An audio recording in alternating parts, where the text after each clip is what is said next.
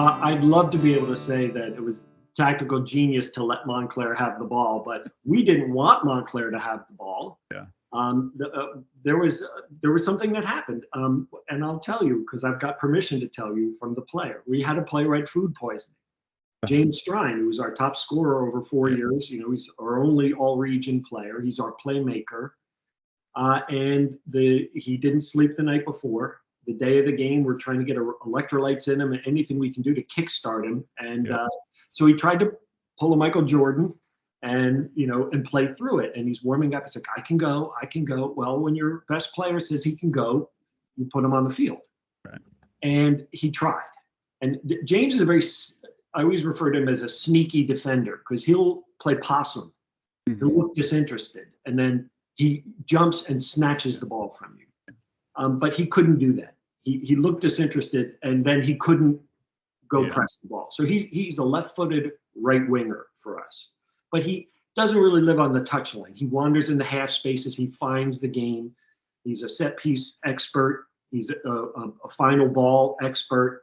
And he can switch the ball from our right flank to our left flank, where we had Eric Guads, who was really, really coming into his own at that point. We couldn't get so James was out there starting, and it was like we were defending a man down. This is why Montclair had so much of the ball. Yeah. So we had to cover for James, and our thinking was, well, give him a few minutes to find the game. Maybe his adrenaline will kick in, and even if he can't run, he's got that special something. He can cut the game open with one pass. Yeah. But he was struggling. He couldn't get on the ball. When he did, he was dispossessed a few times, which hardly ever happens to him. So after 20 minutes, we pulled the plug and said, you've run your race, buddy. It was brave. It was so brave. But you need to go into the locker room and warm up and get a blanket on you.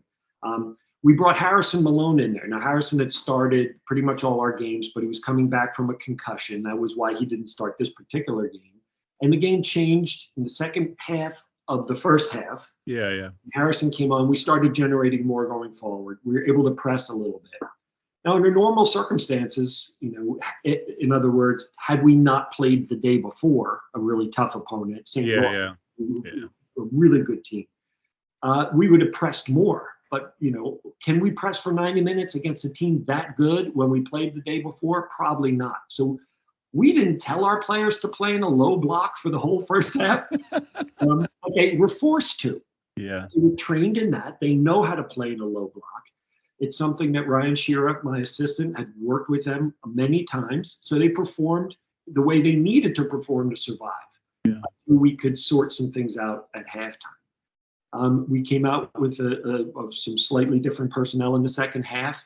I did something a little unpredictable. We lost another forward, Cole Gifford, who's our number 10. He had a groin problem and couldn't continue in the second half. So now we're down 2 of our starters up top. And I should say that we had a remarkably healthy team this year. We came into the NCAAs at the roster of 29. All 29 were available. Yeah. So I give a lot of credit to Coach Shearer for that, and to our medical staff for that, for being smart about how we get our team fit but don't overwork them and that sort of thing. So, but in that game we had 2 of our top guys out. So we trusted our bench. We Max Greenfeld, who is a left back, put a shift in at right wing because he's got a beautiful left foot and a really good range of passing. We thought he could make that ball to Eric Guads. He ended up not doing that, but he played really well anyway. Mm-hmm. And Chris Pinto put a shift in over there. A couple other guys gave us help playing James's position. And we knew that James, without James, we still had Greg Adams, who's a fantastic forward, and Eric Guads, who was absolutely on fire. So we don't need much for those guys to score a goal. Yeah. If we can get them the ball facing the goal, if we can get them some looks, we felt like we could score it. As long as we held our structure defensively and didn't get stretched or chase unnecessarily, stay compact, and don't let the game get away from us. So I'll take some credit and give a lot of credit to Ryan for having the team organized, but we certainly didn't plan on just letting I think it would be foolhardy to let a team that good have that much of the ball, because Lukovic and Crawford each nearly scored in the first half. They had good looks. Yeah. We had Those some. are those two players. I say I don't want them to leave, but I always like why aren't you Division One somewhere? As I think they're both that quality, that level quality. I agree. And we knew about them. We didn't man mark them or anything, but everybody was on high alert Yeah. whenever they were on the ball. They still managed to get some good looks, and we rode a little bit of luck in that game and had some very good goalkeeping and some defensive stops. Yeah, your goalkeeper was on point. Like he first half and second half. I mean, he came up with some saves that I think you could just sense like there was it just boosted confidence. You know, he would make a save and everybody there were, you know, sort of what happens in a game. They're like, oh, don't score, don't score. And he comes up with a save. And it's not only like, oh, I feel better, but you're like, yeah, that's awesome. He's playing on, and I thought that was really important. Was Anthony Pinto, and he's a sophomore, so we Yeah. have very high expectations for Anthony going forward. So he really managed the game very well all through the postseason. He was terrific. Something you said that always that I appreciate because I don't think it's something that I mean, I speak in generalities, but I think a lot of coaches forget. And you just talked about doing a lot of unnecessary chasing. And I think because of this notion that you want to press and you want to go after the ball, that there's a lot of extra. I think it's a misunderstanding of what pressing, the idea of pressing in soccer is. And so as a result, you have guys who are running to run. And nobody thinks about what that does to your entire your block or your formation. That one guy stepping up high because he thinks he has to press, you know, and he's supposed to be defending. You just opened up a gaping hole to deliver a ball, and then that ball comes across, and that's how teams get beaten. So that chasing unnecessarily is you. I'm my new favorite team, you know, like I'm just going to say that. All right, Trine's already my new favorite team, but We'll take it. um so yeah, so own that by the way in the future, you know, when CNN or when Sports Center calls you up to do an interview, say, "Yeah, I planned it. I let Montclair keep the ball." But it was I mean, I'm assuming you watched the game. Like there is a change, and it's just really. And I think I did notice in the first half how you started to sort of come out and step out, and Montclair sort of struggled. Um, I was struck by how one-dimensional they seemed to be trying to get at you, and I thought what ended up playing into your hands was that in that I expected something to change for them in the second half, and I thought they were just trying to do the same thing over and over. And I thought that was where you guys just it was masterclass. I was really impressed. Well, Um, Frank, so how you're playing? It's like 70th minute, and Greg Adams scores that bang. I mean, it's not only a banger.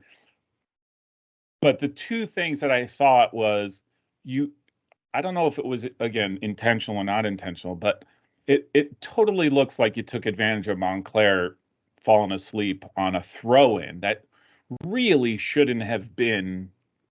It's a throw in. I never think throw ins will lead to anything.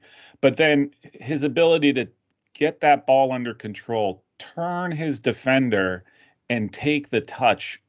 I mean, that was awesome, but that's just the technical side. But so how important was that first goal for making you think like this is a great spot to be in, and how what it did for your guys? we know that Eric and Greg and James, when he's healthy, don't need a lot to score a goal. They just need a little look.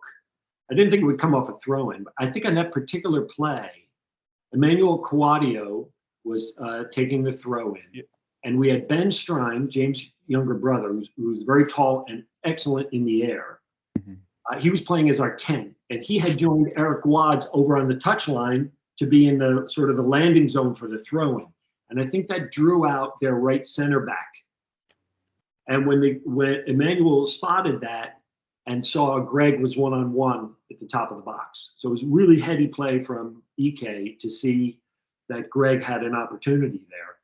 It's certainly nothing we ever practiced or anything like that. It was improvised, and Greg was. I mean, that was just a beautiful piece of skill and a great goal. And boy, did that fill us with energy and enthusiasm. And when you've got a team that really believes, okay, now we're really. You think we were defending before? Now we're really defending. And we got a little more comfortable with the ball. So I think Montclair started taking more risks. They got a little bit more stretched, and there was a little bit more space to play. So I think there were times we could have been more composed and kept the ball a little better. But we were risk averse. Guys didn't want to make mistakes. They had that holding midfielder, Altamirano, I think. Yeah. Oh, he's another one. Wow. Yeah. I mean, we couldn't play in that space. Yeah. We're a team that likes, when we are at our best, we have possession in your half, and we keep it there.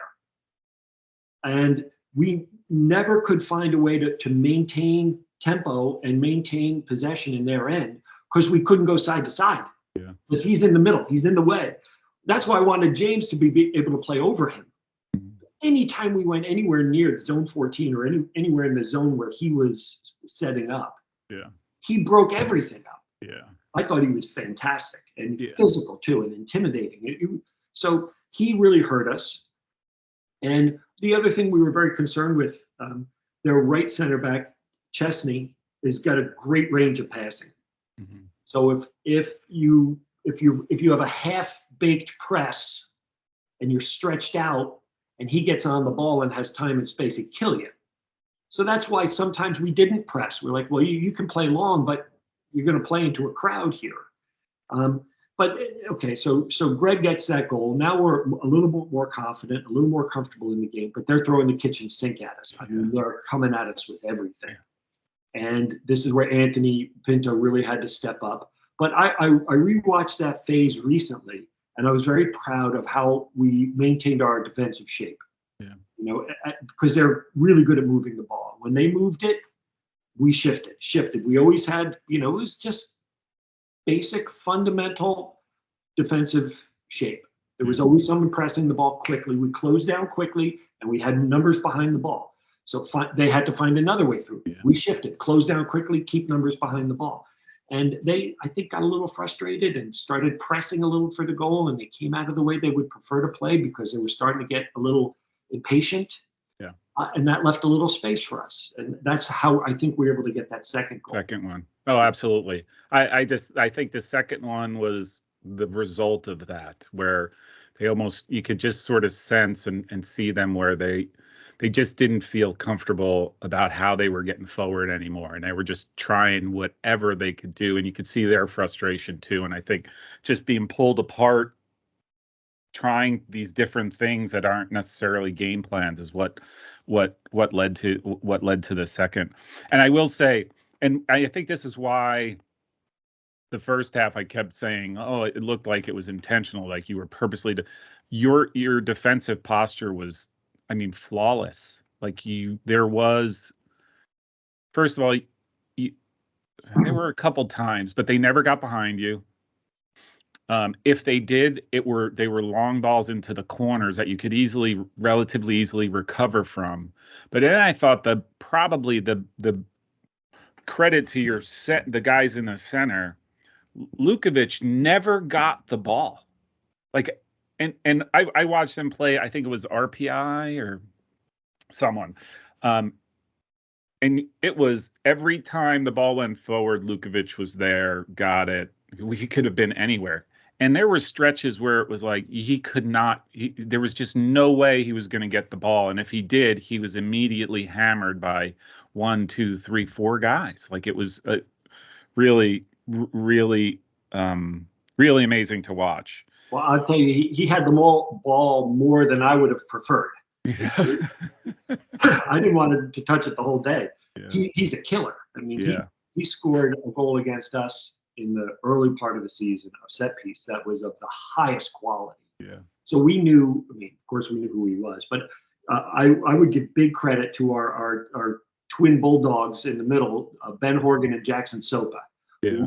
Double pivots in the middle who really did a great job of closing on everything in their space. And those two guys work really well together. Yeah. They're roommates. Yeah. They're really, really good friends. They look after each other. and they give nothing away. They're two guys who are super responsible and love defending, and that's who I want as my